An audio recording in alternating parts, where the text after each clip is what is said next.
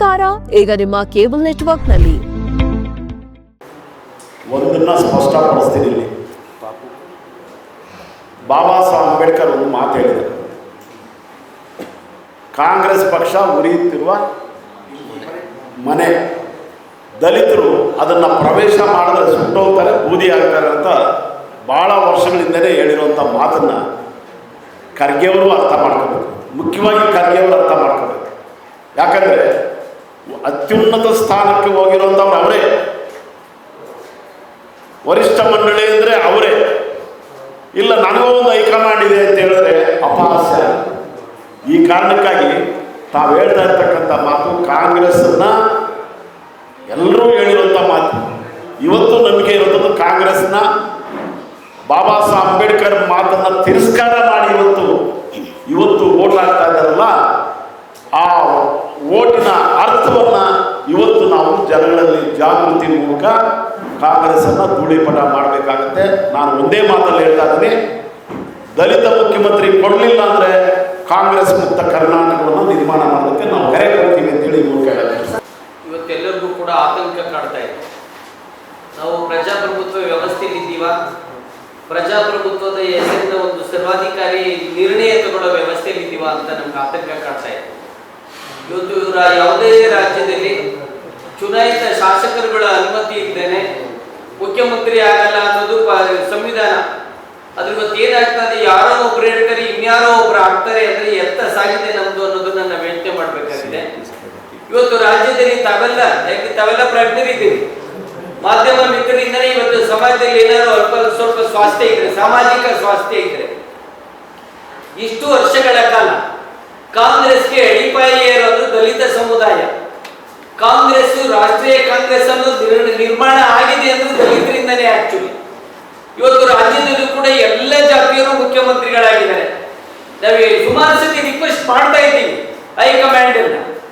ಇವಾಗ ರಜಪೂತ ಸಮುದಾಯದವರು ಆಗಿದ್ದಾರೆ, ಎಲ್ಲ ಸಮುದಾಯದವರು ಆಗಿದ್ದಾರೆ. ಆದ್ರೆ ಸಂಖ್ಯೆಯಲ್ಲಿ ಹೆಚ್ಚಿರುವಂತ ದಲಿತರೇ ಮುಖ್ಯಮಂತ್ರಿಗಳಾಗ್ತಾ ಇಲ್ಲ ಅನ್ನೋ ಒಂದು ಆತಂಕ ದಲಿತ ಸಮುದಾಯಕ್ಕಿದೆ. ಇವತ್ತು 24.5% ಇರುವಂತ ಜನಸಂಖ್ಯೆಯಲ್ಲಿ ಇವತ್ತು 2% ಇರೋರು, 3% ಇರೋರು, 5% ಇರೋರು, 7% ಇರೋರನ್ನ ಮುಖ್ಯಮಂತ್ರಿಗಳನ್ನಾಗಿ ಮಾಡುವಂತ ಒಂದು ಹೈಕಮಾಂಡ್ ಅದು ಯಾವುದೇ ರಾಜಕೀಯ ಪಕ್ಷಗಳು 24% ಇರುವಂತ ದಲಿತರಿಗೆ ಯಾಕೆ ಮಾಡ್ತಿದ್ದಾರೆ?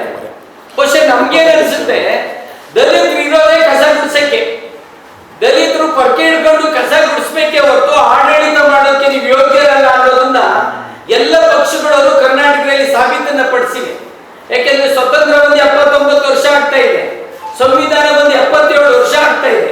ಇವತ್ತು ಕೂಡ ಒಬ್ಬ ದಲಿತ ಮುಖ್ಯಮಂತ್ರಿ ಆಗ್ತಾ ಇಲ್ಲ ಅಂದ್ರೆ ಅವು ಸುಮಾರು ಸತಿ ಹೇಳಿದ್ವಿ ಹೈಕಮಾಂಡ್ಗೂ ಕೂಡ, ಇವ್ರಿಗೆ ಏನು ಅರ್ಹತೆ ಇಲ್ವಾ, ವಿದ್ಯೆ ಇಲ್ವಾ, ಬುದ್ಧಿ ಇಲ್ವಾ, ಅದು ಆಡಳಿತ ಮಾಡೋಕೆ ಹೋಗಿ ಭ್ರಷ್ಟ ಇವರು ಅನ್ನೋದು ಸಾಬೀತು ಮಾಡ್ಬೇಕಲ್ಲ.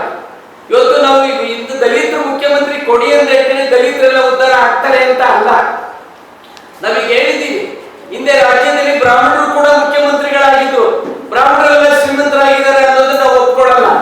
ಲಿಂಗಾಯತರು ಕೂಡ ಆಗಿದ್ರು, ಅವರೆಲ್ಲ ಉದ್ಧಾರ ಆಗೋರು ಅಂತಂದ್ರೆ ಒಕ್ಕಲಿಗರಾಗಿದ್ರಪ್ಪ, ಅವರೆಲ್ಲ ಬಡವರು ಇಲ್ವಾ? ಇದರೆ ಅದರ ನೈತಿಕ ಧೈರ್ಯ ಸ್ಥೈರ್ಯ ಸಂವಿಧಾನಬದ್ಧ ಹಕ್ಕು. ಸಂವಿಧಾನದಲ್ಲಿ ಪ್ರಜಾಪ್ರಭುತ್ವದಲ್ಲಿ ಇದೆ ಸಾಮಾಜಿಕ ಪ್ರಭುತ್ವ, ರಾಜಕೀಯ ಪ್ರಭುತ್ವ, ಆರ್ಥಿಕ ಪ್ರಭುತ್ವ ಅಂತಿದೆ. ರಾಜಕೀಯ ಪ್ರಭುತ್ವದಲ್ಲಿ ಒಂದು ವೋಟ್ ಒಂದು ವ್ಯಾಲ್ಯೂ. ಸಾಮಾಜಿಕ ಪ್ರಭುತ್ವದಲ್ಲಿ ಏನು, ಸಮಾಜದ ಎಲ್ಲ ವರ್ಗಗಳು ಕೂಡ ಎಲ್ಲ ವ್ಯವಸ್ಥೆಯಲ್ಲೂ ಮುಖ್ಯವಾಹಿನಿಗೆ ಬರಬೇಕು. ಅದು ಇಷ್ಟು ವರ್ಷ ಅದು ಮುಖ್ಯವಾಹಿನಿಗೆ ಯಾಕೆ ಬರಕ್ ಬಿಡ್ತಾ ಇಲ್ಲ ಇವರು? ನಮ್ಗೆ ಆತಂಕಗಳ ರಾಜ್ಯದಲ್ಲಿ ಒಳ್ಳೆ ಸರ್ಕಾರ ಇದೆ. ಸಿದ್ದರಾಮಯ್ಯನವರು 2013 ಕೂಡ ಇದ್ದಾರೆ, ಈಗಲೂ ಕೂಡ ಇದ್ದಾರೆ. ಒಳ್ಳೆ ಜನಮುಖಿ ಕೆಲಸಗಳನ್ನ ಮಾಡಿದ್ದಾರೆ. ಗುಡಿಸಲಿರೋರು ಮೂಳೆ ಚಕ್ಕಳೆಗಳ ಭಾವನೆಗಳನ್ನ ಅರ್ಥ ಮಾಡ್ಕೊಂಡಿದ್ದಾರೆ. ಗುಡಿ ಗುಂಡಾರಗಳ ಗಂಟೆಗಳ ಭಾವನೆ ಅರ್ಥ ಮಾಡ್ಕೊಂಡಿಲ್ಲ.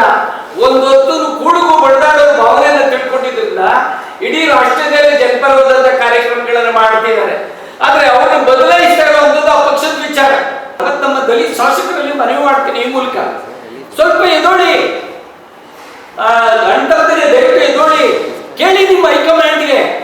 ನೀವು ಜನಪ್ರತಿನಿಧಿಗಳು, ಜನರಿಂದ ಆಯ್ಕೆ ಆಗಿರುವಂತರು, ಆಯ್ಕೆ ಆಗಬಹುದು ಅಂದ್ಬಿಟ್ಟು ಗುಲಾಬರ ತರ ಯಾಕಿರ್ತೀರಿ? ನೀವು ಗುಲಾಬರ ತರ ಯಾಕಿರ್ತೀರಿ?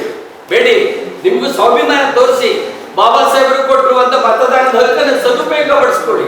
ಜನಪ್ರತಿನಿಧಿಗಳಾಗಿ ಜನರ ಭಾವನೆಗಳಿಗೆ ಸ್ಪಂದಿಸಿ ಅಂತ ಹೇಳಿ ಮತ್ತೊಮ್ಮೆ ಮತ್ತೊಮ್ಮೆ ದಲಿತ ಮುಖ್ಯಮಂತ್ರಿಯನ್ನ ಮಾಡಲೇಬೇಕು. ಮಾಡದೇ ಇದ್ರೆ ನಮ್ಮ ಎಲ್ಲ ಸಂಘಟನೆಗಳ ನೇತೃತ್ವದಲ್ಲಿ, ವೆಂಕಟರಮಣ ಅವರ ನೇತೃತ್ವದಲ್ಲಿ ನಾಳೆ ಏನಾಗ್ತದೆ ಅನ್ನೋದು ಗೊತ್ತಿಲ್ಲ.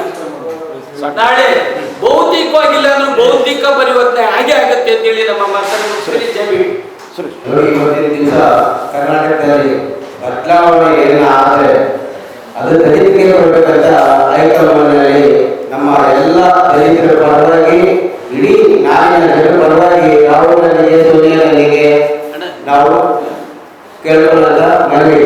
ಇದೇನೆಲ್ಲ ಅವರು ಕೇಳಿ ಅಥವಾ ಇದನ್ನ ನೆಗೆಟಿವ್ ಮಾಡಿದ್ರೆ ಮುಂದಿನ ದಿನಗಳಲ್ಲಿ ದಲಿತರದ್ದು ಕಾಂಗ್ರೆಸ್ ಜೊತೆ, ಮೈನಾರಿಟಿ ಕಾಂಗ್ರೆಸ್ ಜೊತೆ ಯಾರು ಇರಲ್ಲ ಅಂತ ಗಂಟವಾಗಿ ಈ ರೀತಿಯಿಂದ ನಮ್ಮ ವಿಚಾರಣೆ ಪರವಾಗಿ ಅವರೆಲ್ಲರೂ ಹೇಳ್ತೀವಿ.